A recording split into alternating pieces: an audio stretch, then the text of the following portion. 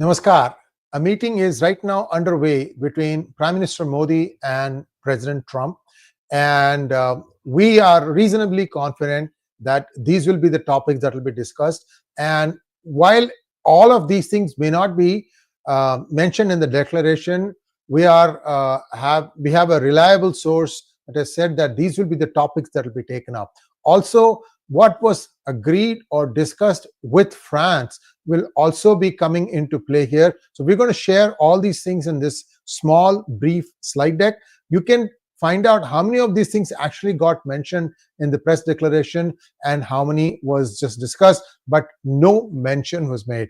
Either way, the point I'm trying to make is many of us are trying to guess what exactly is being discussed. Number one thing, just moments before the meeting was to begin, Trump put the concept of reciprocal taxes. What is reciprocal taxes? Well, reciprocal tariffs, I should say. What are reciprocal tariffs? Well, let us say that for a particular item, let us say a car, right?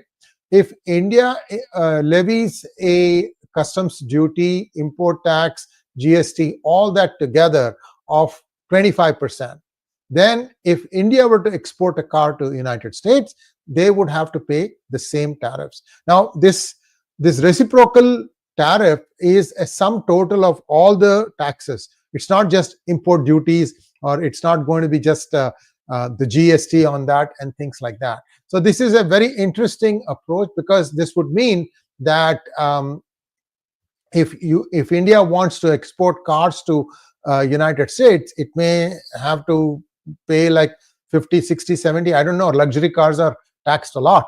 So that is what you're looking at. So this is a very simple math.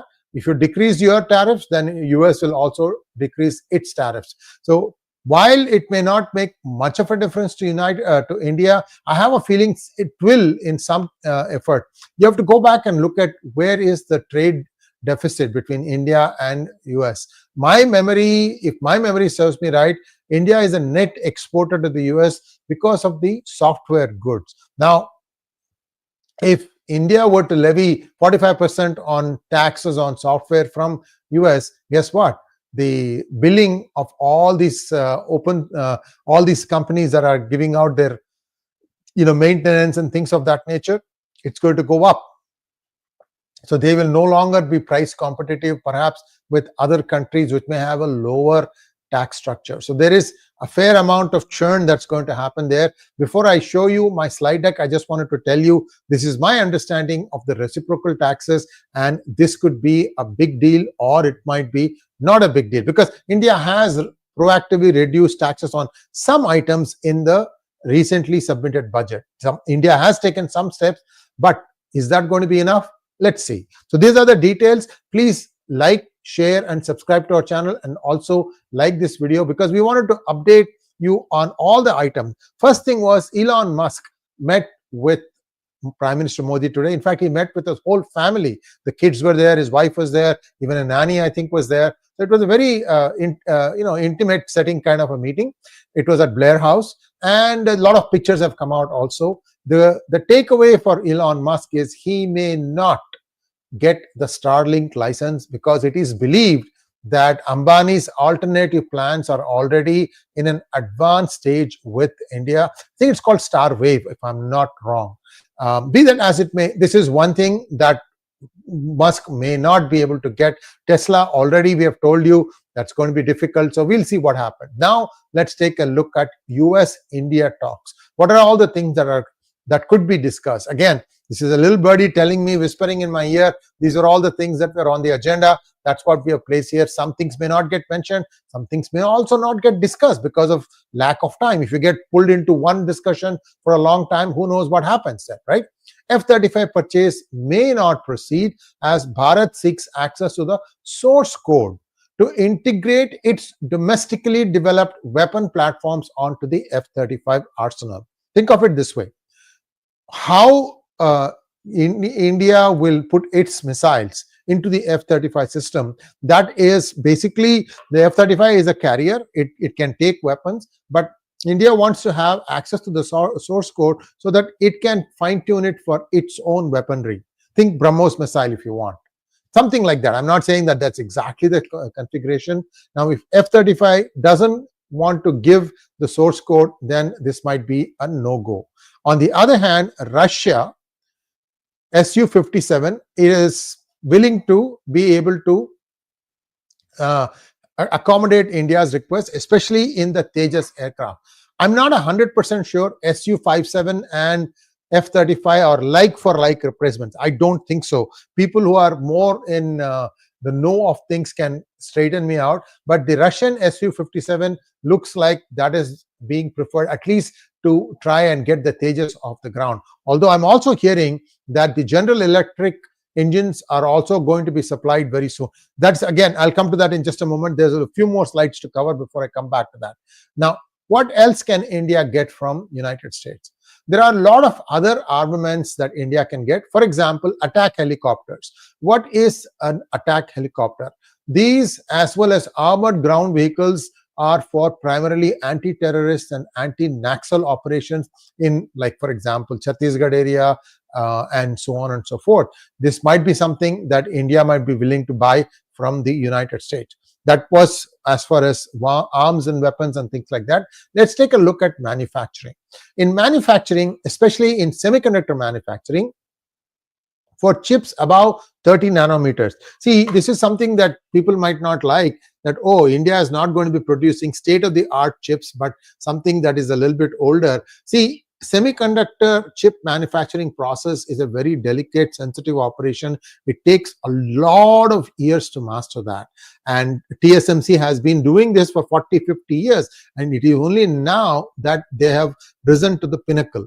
So you have to first learn to walk before you can run. In my opinion, even being able to manufacture for a chip technology above 30 nanometer is not a bad idea. India needs to start somewhere, and the United States may assist Bharat in this technology, provided the American firms are granted permission to establish manufacturing operations in Bharat, potentially through joint ventures with Bharatiya partners. This is something that I think there was a plan in the last budget, not this budget, but the last budget, where India said that, you know, high-tech firms can take, I think, a 5-year holiday of like 15% taxes. Corporate tax rate was 15%.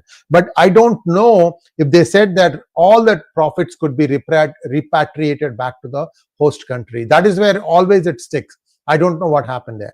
The next thing, United States might ask India to police the Indian Ocean. Bharat may be compelled to bear the full cost of policing the Indian Ocean region, IOR, which means spanning from the Suez Canal all the way up to the Malacca Strait. The Suez Canal, Hormuz, all that stuff, Madagascar, all the way down to Madagascar, everything on the Indian Ocean, India may be asked to police it, and India may have to bear the full cost of that. The USA may limit its involvement to sharing real-time intelligence for this region with Bharat, exactly like perhaps Five Eyes Alliance, where the Five Eyes get information sharing. Then Bharat may also need to handle berthing, refueling, repairs, and refitting operations for the US naval fleet in the Indian Ocean region. This is actually an opportunity for India. They have tried a few things and they were very happy with the kind of service that India provided.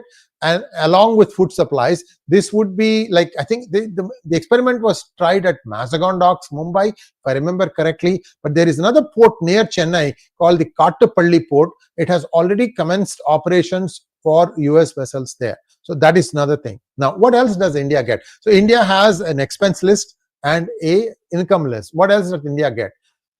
With respect to Bangladesh and Pakistan, Bangladesh and Gilgit-Baltistan issues may be left for Bharat to handle independently without any intervention from the USA. This is a huge deal. This alone is a huge deal, that US says we will not keep, butting our nose in or foot in and trying to, change the outcome of things. I'm telling all those Jamaat loudmouths and rascals, your time is coming now. Now, On the jet engines, remember I told you I was going to give you an update on jet engines. Trump may allow General Electric to fulfill the agreed orders for Tejas engines. Defense Minister Rajnath Singh is also in the US with Prime Minister Modi specifically for this purpose. See, the difference is the Crystal Blade engines that GE manufactures. I think it was a company that they bought. It might have been Pratt Whitney. This Crystal Blade technology is very unique. The engine can run for 20,000 hours or something like that if you use Crystal Blade's technology. So it's a big leap in technology. I don't think the equivalent Su-57 engine of Russia has the same kind of lifespan. That increases. See, that means that you don't need to keep on changing the engine. So that's a big deal. So we'll have to see how that plays out. For Tejas Mark II, French Safran engines may be approved. So now everybody wants to be part of this Tejas product because that is India's own developed product, inspired from some technologies. And French Safran engines also may be approved. So this is not going to be a straight thing for US that, okay, we will continue to buy.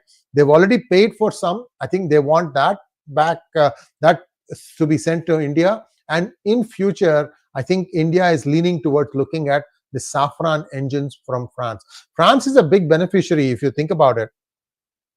Right now, all the Rafale aircraft are using the ones that are being used by India, by its aircraft and navy. They all are using Safran engines. And I'm also told that Airbus uses the Safran engines. Tariffs, this is what I told you, reciprocal tariffs. So the other thing that US might ask India to do is to import American agricultural products which are currently mostly banned. Like, for example, genetically modified crops, Monsonto, for example. This is again another sticking point. As far as taxes on Harley-Davidson bikes, India has reduced the taxes on that, but that's going to be hardly anything. There will be other big things in the pipeline. Always look at the 80-20 principle called Pareto principle, meaning 20% of the products will make up 80% of your product revenue. So that's the one that they'll be looking at very closely. So we'll see how it goes. Now, as far as his trip to France, what were the things that are in the making? That means these are in the pipeline and these might happen very soon.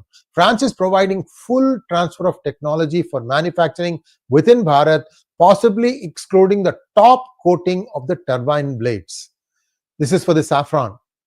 France is expected to provide transfer of technology for electric submarines.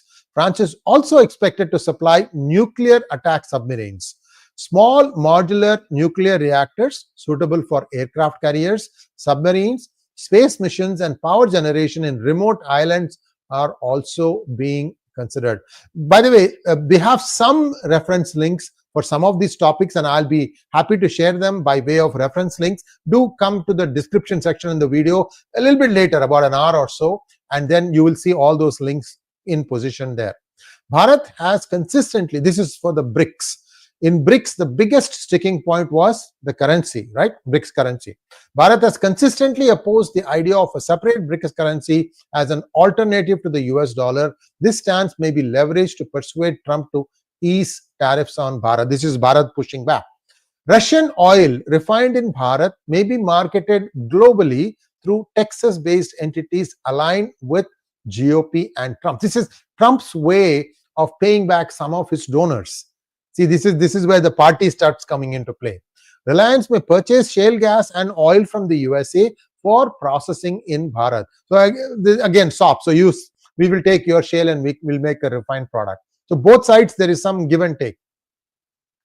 What happens to the IMEC product? What happens to Gaza reconstruction? All these things are also being discussed. I'm told the IMEC project, Gaza reconstruction, and the development of a residential enclave for Gazans in the Sinai Peninsula, Egypt. See, we told you, General Rajiv Narayan told you, there were 3 possible locations and Sinai Peninsula looked like the best candidate.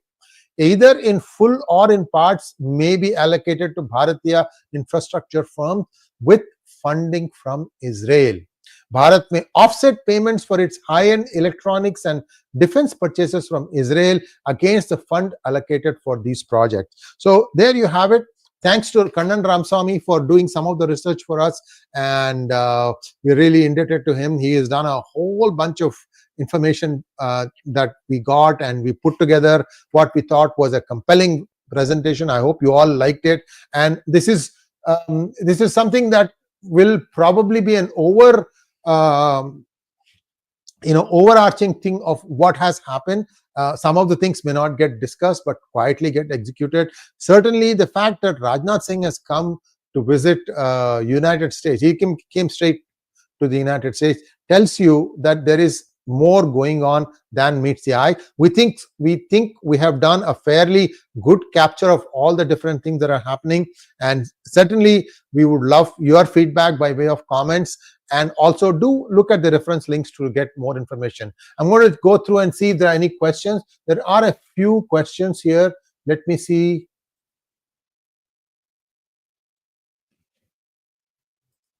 Well, Ameya Rupal wants to say, what a joke we are. Despite billion funds to IIT and millions of engineers, we are still dependent on foreign countries for defense technology. We are good for nothing. IT sweatshop. Ameya,